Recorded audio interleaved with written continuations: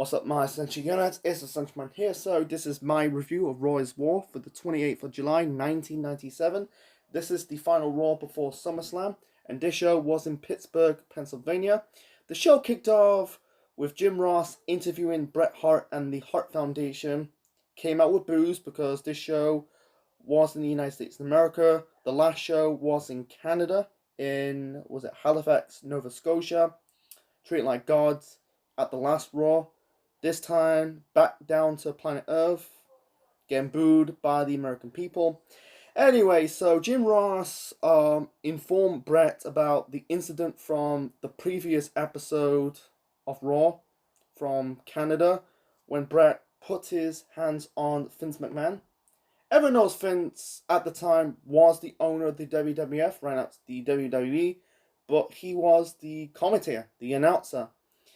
He said he's very lucky not to get suspended or fired, and they announced that first off, there's two announcements of this Raw. They're gonna have a new time slot, and also they're gonna announce a new commissioner. And Bret Hart said about justice in America. There is no justice in America. He brings up O.J. Simpson. Americans do anything to screw ya. Stack the deck. And yeah, he was talking crap about Shawn Michaels, says, and also he said about, he brings up, if he fails to win the WWF Championship against The Undertaker at SummerSlam, he will never wrestle in the United States and America ever again. He said it in a figure of speech. He said, Canadians, they stick to their word. And also Bret kind of predicted the future. Yeah, he was talking shit about Shawn Michaels, said about, if he doesn't call down the middle in the world title match at SummerSlam, he will still get screwed, and Shawn will sit at home for another 10 years, still looking for his smile, and that kind of predict the future, what's going to happen towards Bret and Shawn at Survivor Series at the end of the year. And yeah, Shawn said, I gotta say it when I get to Survivor Series season. I think Shawn said it 10 years later after the Montreal Screwjobs that he know about it. Anyway, so, and yeah, speaking of Shawn Michaels, he also said he needs to apologize to the Canadian people. You gotta do it with your health dependency or whatever. Anyway, so, and also he's also talking more trash about America. He brings up his his comment from last week's Raw. He said America is shaped like a giant toilet. He said if the United States of America has an Emma or Emra, whatever it's called, I'll stick the hole into Pittsburgh, Pennsylvania. America is the piss. Getting more heat and and then also he's talking shit towards the Patriots, says, you're just a new guy from the block, you're trying to preach me about American values, you said you're mixing with the wrong people. It's It's like Bill Clinton walking away with the Unabomber and Richard Simmons. And also he challenged the Patriot to a match later on tonight. So yeah, it was a good promo for Bret Hart. He got some heat, he got more heat in the main event, so we'll get to the main event later on in this review. And also the one thing I'm not going to talk about is the Undertaker promo. He's not on the show, but they show a video package of the Undertaker. You had Bret put him over because he's his opponent at SummerSlam of that year. So he's agile, he's got good coordinates.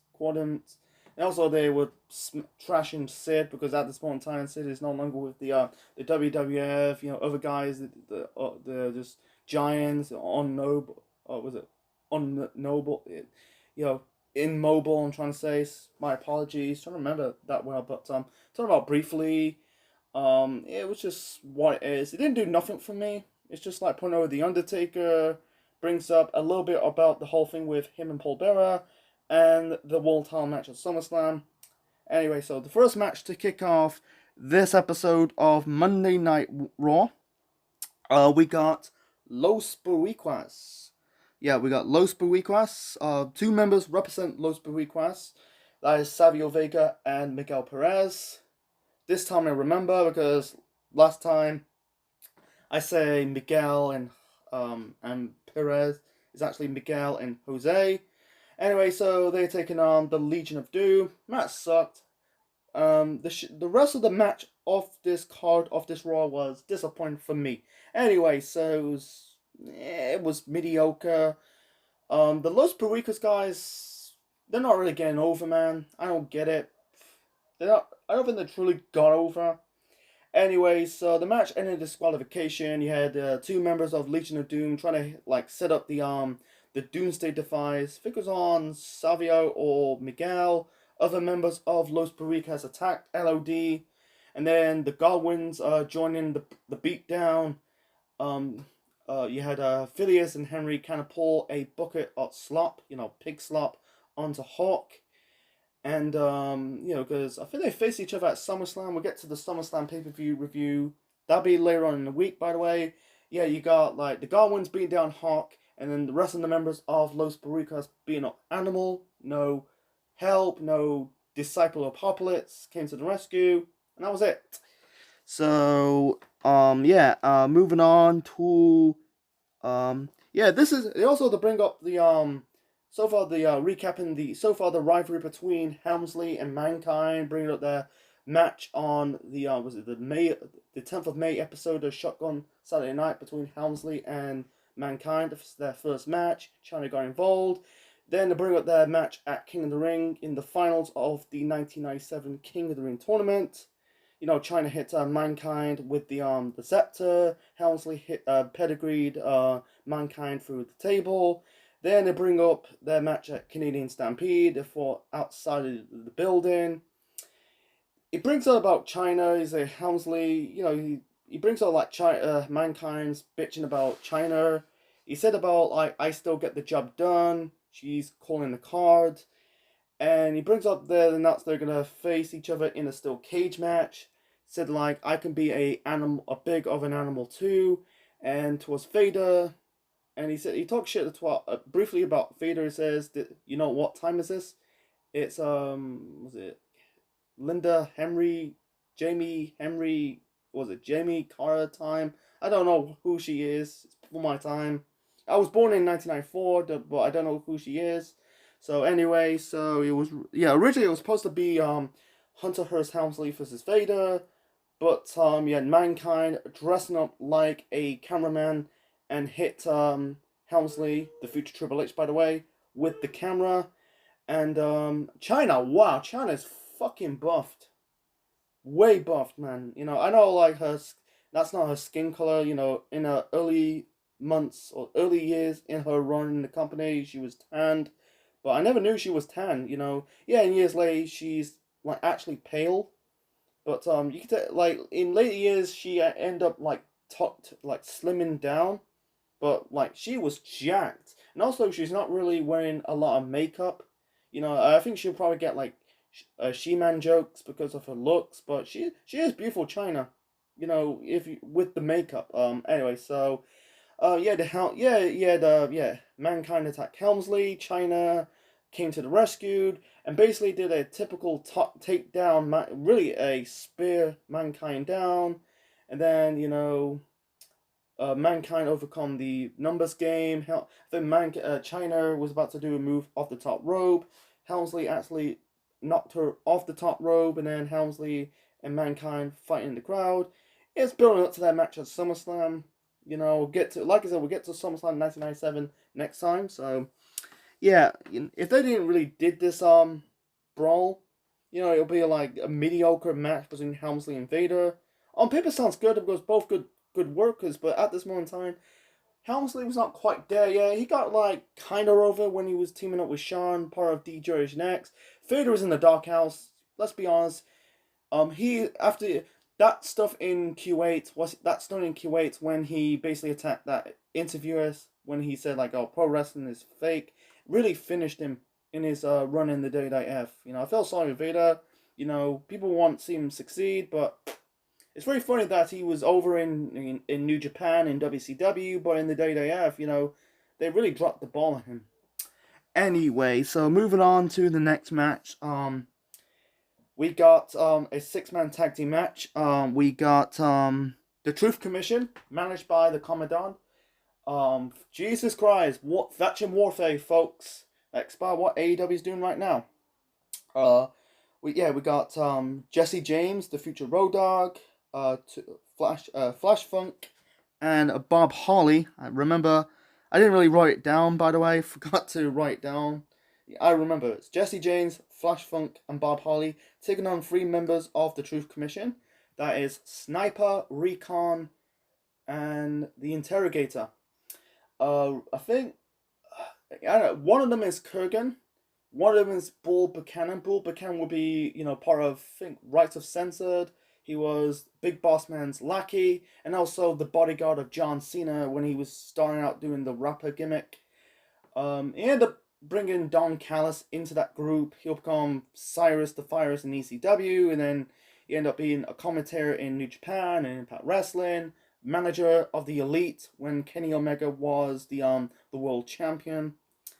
Anyway, so the match sucked. It's just a squash match. Again, the Truth Commission over. The Interrogator, that's the future Kurgan, hit. I don't know who his Sniper is. I think Don Callis' nickname in the Truth Commission is the Jackal. And he also went on to manage Farouk and Bradshaw when they started out to do the APA gimmick, or the Acolytes. That would be in like 1998 before he ended up leaving the company to go to ECW. Anyway, so the Interrogator hit, I think it was Funk, or I don't know, I think it was Funk with the, I think it's Funk, Holly, or James with the sidewalk slam for the victory. And that was it. Nothing else, just putting over the Truth Commission. So, and also, yeah, this video package of the Patriots, how, like, I don't want to talk about it. Yeah, trying to give him sympathy, brings up, he's deaf, stand for the people, the child and the women.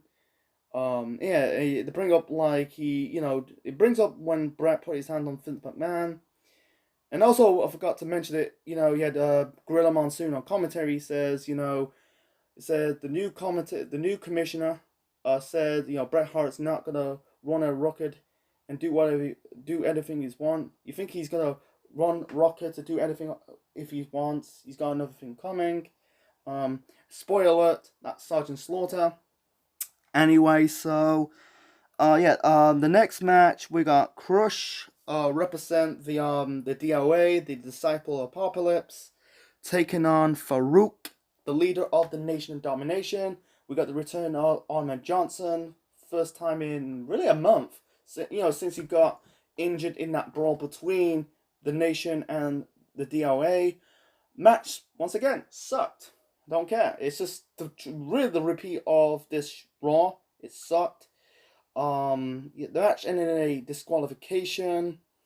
I think you had you just got the Nation and the DOA, and plus the Los Boricuas got involved, and that was it. Don't know if that's led to anything. So, yeah, the Nation lost a little bit of momentum ever since Ahmed Johnson got hurt, but he came back looking jacked, with new tights.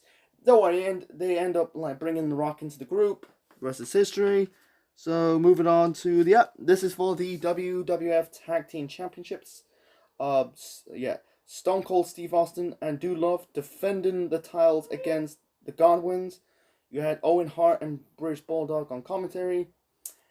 They were entertaining on this commentary. No one gives a shit about this match, because the conclusion, of course, Austin and Dude Love are not gonna drop the titles. They're not going to drop the titles. They just won the titles 2 weeks ago in San Antonio, Texas. Anyway, so basically, they said they called Dude Love Dude Loser. They didn't won the tag team titles. They cheat. I think Bulldog says, if they face my wife, they're gonna they can beat them in a beauty pageant. something like that.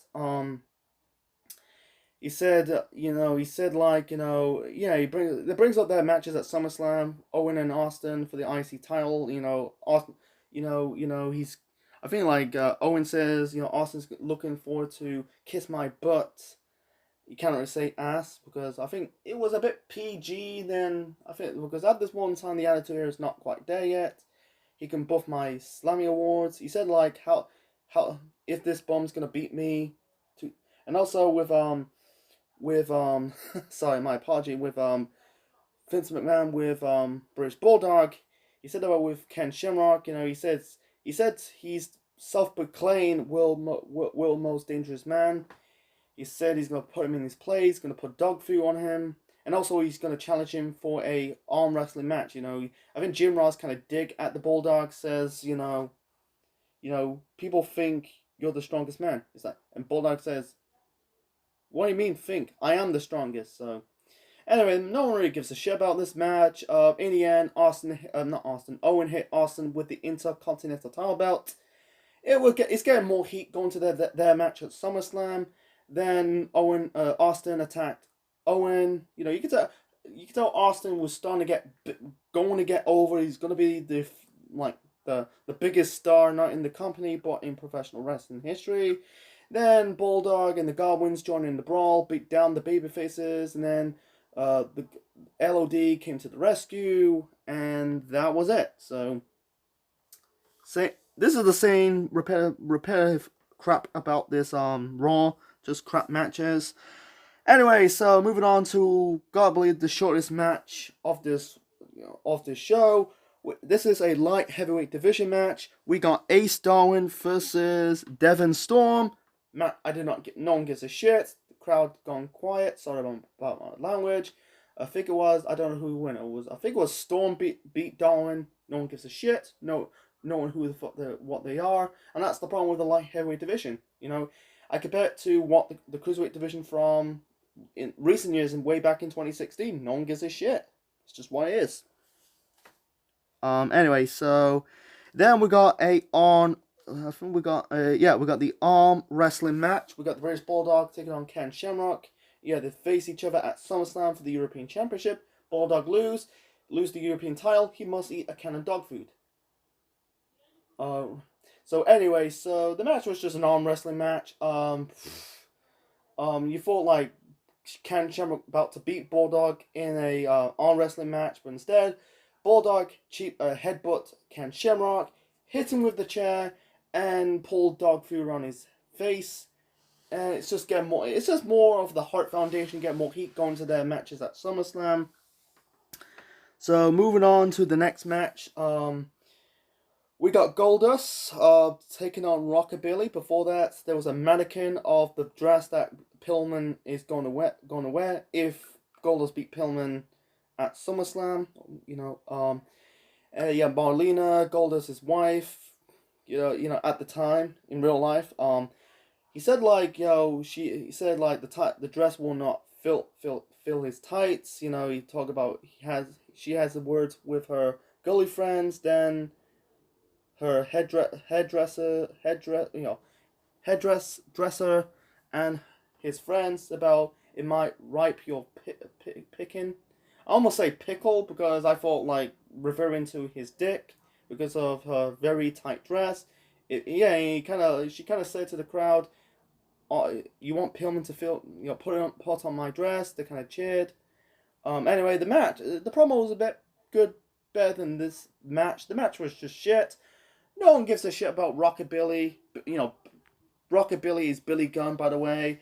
They give him this, like Brian Christopher, they give him this type of push that I don't really call it a push. This singles run, it didn't really got him over. I think the best thing for Billy Gunn is teaming up with the Road Dogg, from the New Age Outlaws.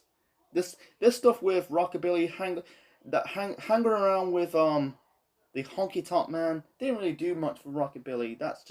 It didn't do much in Billy Gunn's career. This has got to be one of the most forgettable chapters in Billy Gunn's wrestling career.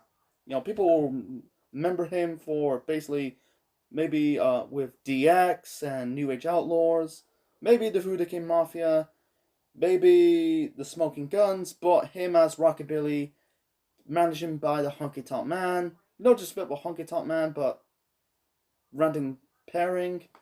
Anyway, so that was a mistake breaking up Smoking Guns. You know, Bart Gunn ended up coming back years later, future winner of the Brawl for All. Anyway, so moving on to Shawn Michaels. This is a short promo, by the way.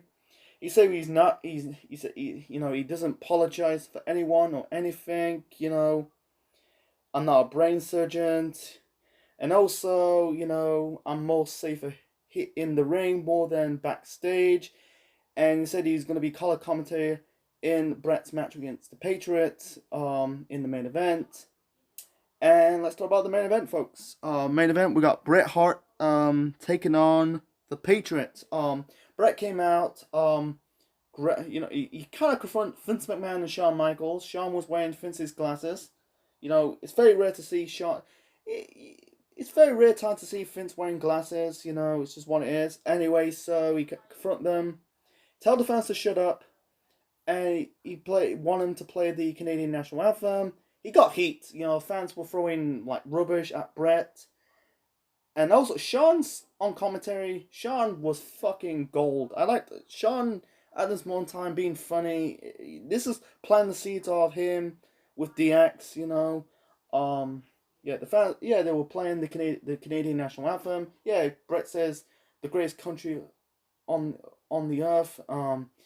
They played the Canadian national anthem. Shawn was basically fake crying, fake tears. I kind of like it. He's entertaining on commentary, Shawn Michaels. Then the Patriot shows up. I think this is the first match coming out with the future Kurt Angle theme music. You can tell he's waving the flags. You got like good pop. The Patriots, Dale Wilkes. He's not Kurt Angle. He's Dale Wilkes. Before we get to the match, people for years, the one dream match that we're never going to see is Bret Hart versus Kurt Angle. On paper, it might be good. It's funny that, by the time Kurt Angle joined the WWF in 1999 at Survivor Series, Bret Hart is already gone. And then by the time Bret Hart made his return in 2010, Kurt Angle was gone. He ended up, he left the company in 2006, gone to TNA. It's a shame we never got that match between Bret and Angle. For me, that'll be a barn burner. That'll be like one of the best matches of all time. They're both like patriots, patriots on guys. Bret is the patriot of Canada. And Kurt Angle's the Olympic gold medalist. If Bret, I swear to God, if Kurt Angle was there in 1997 before 1999. I think they'll give him the biggest push. I think that might be a good match. The rookie Angle, facing the veteran Bret Hart. So, anyway, Patriot grabbed the mic, played the American national anthem, and then Bret attacked Patriot midway through the anthem played, and Shawn says, he said to Bret, this is, he says like he stands for everything, we let him, the people in this building, sit down and listen to the Canadian national anthem, but and he was disrespectful for attacking him while our national anthem played, and this is the reason why they don't like him. So because everyone knows at the time Bret and Shawn really don't get along. That basically the feuding in on screen and off screen. I think it was in June. Shawn made that comment. Bret has sunny days. Because referring to allegations. Interpret that Bret cheating on his wife with Sunny Tommy Sitch. Anyway, the match was okay-ish. Match of the night by default, but that's not saying too much. The fans were throwing crap in the ring. Bret got that heat, attacking the Patriot while the American national anthem was playing. Anyway, you're not gonna get that. You're simply not gonna get that. Rusev almost got that treatment. But I wish pro wrestling go back to doing anti-American gimmicks. On paper. People say they bring it to death. No. With the right person, with the right heat, Who knows? But anyway, the match was okay. In the end, Sean helped the Patriot beat Brett. I understand why people say it was the. I also say it hurt Brett in the long run. You know, it's basically get the fans go home happy because good old USA Dale Wilkes, the Patriot, got his first win, his first match in the company, being the top heel Bret Hart. Yeah, it didn't amount for anything. They end up fighting in a flag match later on in the year, and afterwards, Shawn was basically one more in the match. You know, someone throw rubbish. You know, I think it was a wrapper, a pink paper or wrapper at Bret, and Bret kind of managed to duck it. Anyway, so yeah, the Patriot. Yeah, Bret was going after the Patriots, and then Shawn was provoking Bret, and then Bret trying to go after Shawn Michaels. Then the gong played. That was the Undertaker with a cameo, and that was it. So man, I wish Shawn never turned heel, man. Like, I like Shawn. I think that Shawn, this funny version of Shawn was good. That was gotta be the best Shawn Michaels, not ever, but probably until 2006 or 2002. But Shawn was gotta be one of the MVP players, basically one of the top baby faces of 1997 in the company. I think him and Stone Cold Steve Austin. So I wish they never turned him heel.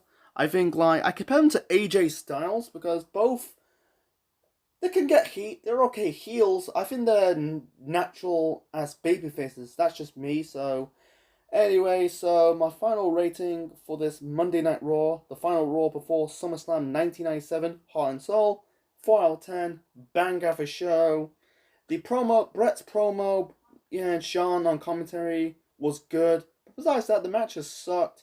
I don't, not the best Raw of 1997 in my opinion. You know, we got halfway there because I'm reviewing the 1997 Raws until at the end of the year. So yeah, I'd rather skip it. So hope you enjoy my Raw review for the 28th of July 1997. Leave your thoughts in the comments below. Smash the like button. Click the like, click the bell, subscribe to the channel. Be part of the Central Unit for more wrestling videos and more. And this is the Central Man officially signing out. Check you later, guys. And also before that, some fans says like a draw out passport expiring date with Bret Hart says 3rd of August 97 because if Bret fails to win the title, he will never wrestle in the United States and America again. Wait until my review of SummerSlam 1997. So yeah, Undertaker showing up at the last minute was a bit. Undertaker only appeared one time on Raw. During the build up to SummerSlam. Maybe he did show up on Shotgun Saturday Night. I don't watch it because I don't. You're not gonna find it on the network. You'll probably find it on on YouTube somewhere. So anyway, the build up has been it was okay. It was good but not great. But anyway, so like, share, subscribe. We'll see you next time. Thanks for watching, folks.